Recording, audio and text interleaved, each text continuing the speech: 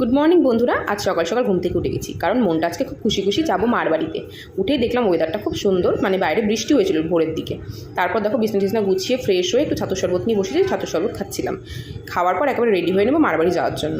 একেবারে রেডি ফেডি হয়ে চলে এসেছি মায়ের এখানে। এসে দেখলাম মা পুজো করছিল, আর আমি স্নানটা করে আসিনি, আমি এখন স্নানটা করতে যাবো। তো স্নান করে বেরিয়ে গেছি, বেরিয়ে দেখছি মা সবজি কাটছিল, রান্নার প্রিপারেশন চলছিল। তারপর মাথাটা ভালো করে মুছে একটু সিরাম অ্যাপ্লাই করে নিলাম, তারপর একটু নীল পলিশ করে নেবো। আজকে জানো তো মার বাড়ি আসার কারণ কি, কালকে আমার জন্মদিন, মানে 8ই এপ্রিল আমার জন্মদিন। মা আসতে বলেছিল, তাই আমি এসেছি। তারপর একটুখানি মাকে গুছিয়ে টুছিয়ে দিলাম, হেল্প করে দিয়ে আমি একটু শুয়ে শুয়ে টিভি দেখছিলাম।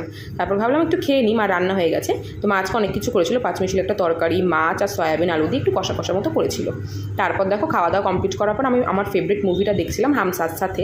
তারপর বিকাল হয়ে গেল, মা বললো চল প্রার্থনা করি ঠাকুর ঘরে। তো ঠাকুর ঘরে এসে মার সাথে প্রার্থনা করছিলাম, মাও করছিল, আমিও করছিলাম। তো তারপর একটু আমাদের বাড়ির সামনে একটা পার্ক আছে, পার্কে ফোয়ারাটা চালাচ্ছিল, ওটা দেখছিলাম। এইভাবে আজকে দিনটা কেটে গেল। কেমন লাগলো ব্লগটা জানিও, ভালো লাগলে সাবস্ক্রাইব করতে ভুলো না। টাটা।